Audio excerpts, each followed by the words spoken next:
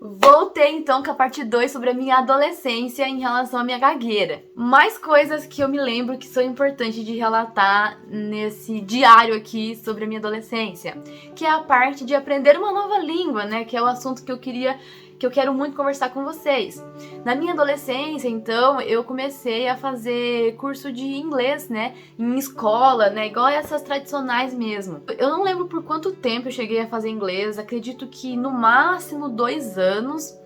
E assim, como eu moro numa cidade pequena de 3 mil habitantes, então os alunos dessa escola já eram os alunos que eu conhecia, já eram pessoas que eu conhecia da minha escola. Então, assim, vamos supor que eu tava numa zona de conforto por ter essas pessoas, né, conhecidas. Só que, assim, numa aula de aprender uma nova língua, tem o tão temido momento da conversação, né? Então toda hora tem que ficar lendo os textos em inglês, né? No caso era aula de inglês. Tem a hora de conversar com os seus colegas. E tem a temida prova oral também. Eu adorava, né, aprender inglês. Só que na hora que chegava na parte de falar, eu travava. Mas não só travava na questão de gaguejar, mas eu ficava com medo, em pânico mesmo de ter que falar. E esse meu medo, muitas vezes, ele tomava o meu corpo durante a aula inteira. Então, eu não ia pra aula relaxada, sabe? Eu ficava a aula inteira tensa, esperando esse momento tão temido de ter que falar, de ter que me expor. E ser uma sensação horrível, você não poder relaxar e aproveitar e aprender. Eu tava ali em pânico, com muito medo, né?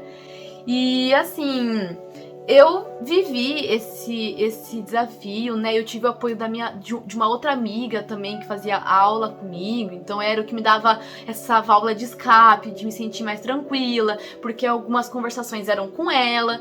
Mas assim, sabe, dava uma sensação de incapacidade, porque eu pensava, poxa, eu sei aquilo que eu quero falar, né? Eu tô aprendendo bem, eu tô entendendo inglês. Quando eu treinava em casa era perfeita a minha pronúncia, a minha desenvoltura.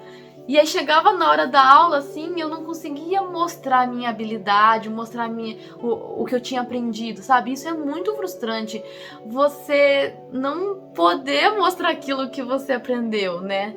Então, assim, isso acabou me desanimando, né? E o que fez com que eu saísse da aula de inglês antes de terminar o curso para eu me formar, né? E outra coisa também nessa questão de aprender, né, de estar numa escola de inglês, é que tinha a prova oral. E eu lembro certinho, assim, sabe, que a sala inteira fez a prova oral. Chegou na minha vez, eu, claro, ficava nervosa, não conseguia ter tanta desenvoltura, né, porque eu tava com muito medo de me expor. E assim, era muito frustrante ver que a nota da sala inteira, até dos alunos mais ruins, a sala inteira ia muito bem. E eu ia abaixo da sala inteira, né? Enquanto as minhas notas da prova escrita eram perfeitas, na parte oral eu sempre era meio que pior do que as outras pessoas. Então, assim, é muito triste isso, sabe? Eu não consegui ser avaliada na questão oral e ser desqualificada pela minha qualidade da fala, em vez de ser olhado a qualidade do meu conhecimento, do meu conteúdo. Então, assim, isso pra mim era muito frustrante, sabe? Acabava com todo o meu ânimo. E outra coisa também em relação a essa questão do inglês, né, é que essa minha escola, ela tinha algumas coisas, como posso dizer, alguns eventos, né, que era na escola sede, numa outra cidade. E acho que eu cheguei aí em 2 eventos desse, que se reuniam alunos de todas as escolas.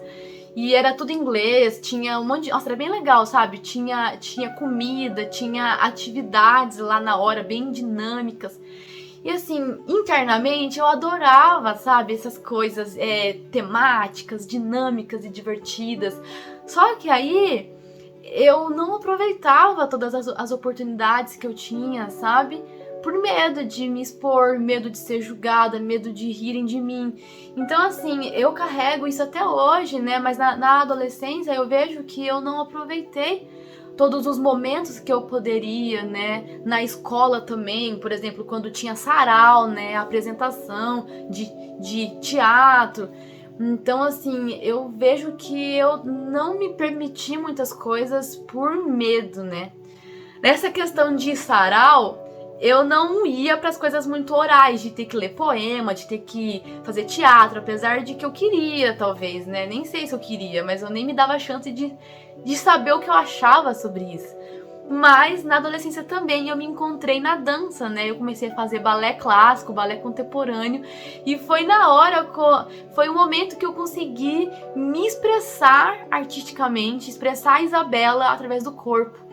Então, assim, eu cheguei a fazer apresentações no palco, eu amava, assim, eu amo, né? Amo. A dança, pra mim, assim, tá na minha alma. Então, teve as coisas negativas, que talvez o meu medo da reação das pessoas perante a minha gagueira me fizeram perder oportunidades, mas também eu me conheci nessa parte artística, de artesanato.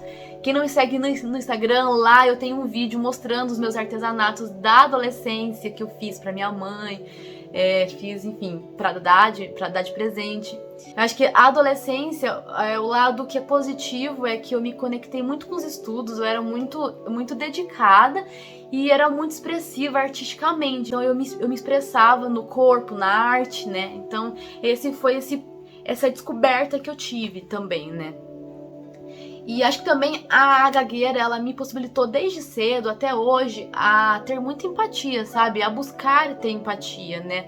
Não que eu sou plena em empatia, ninguém é, mas eu sempre percebi que eu me preocupava com o outro, sabe?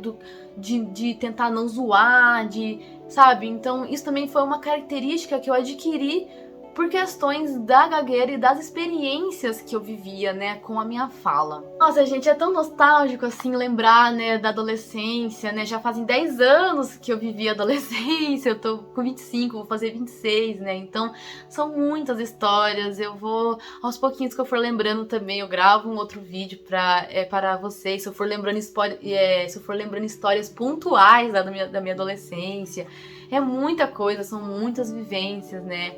Claro que nessa questão da família também, né? Como que ficou então a minha família com a minha gagueira na adolescência? Agora eu tendo consciência da minha gagueira, né? Eu posso dizer assim que nunca foi um assunto na minha adolescência muito tocado, né?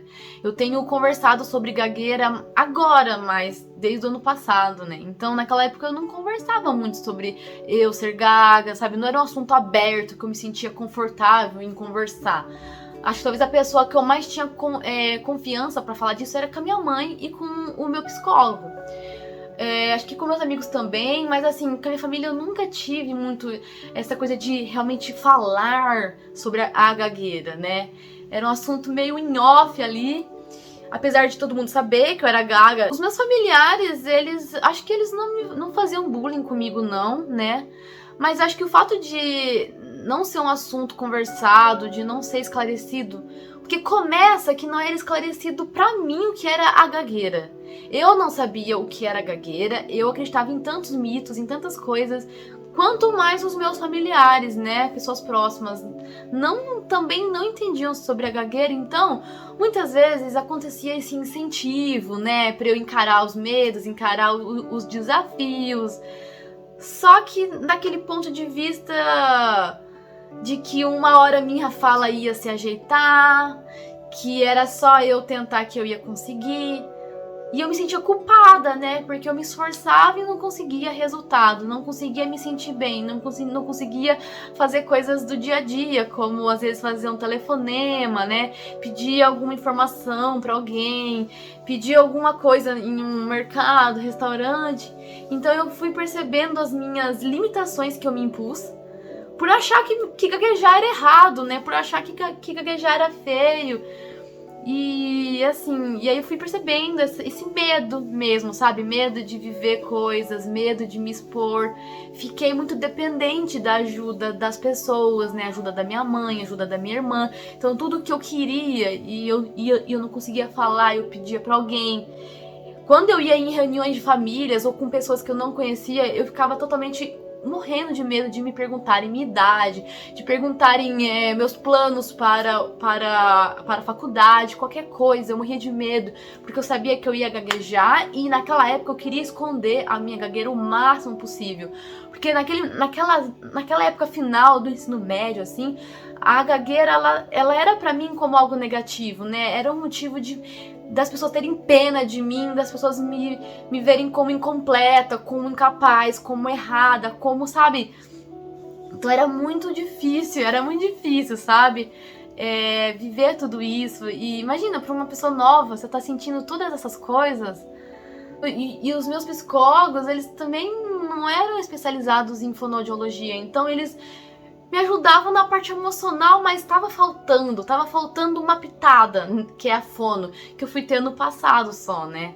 Então, assim, quem dera se na minha adolescência eu tivesse participado de grupos de apoio, né, com outros adolescentes que gaguejam, se eu tivesse buscado uma fono especializada, né, tivesse tido mais instrução. Simplesmente eu não tive esse apoio, também naquela época não tinha tanta informação, não tinha internet igual é hoje, né, que a gente acha tudo num piscar de olhos no Google, tem vídeo no YouTube.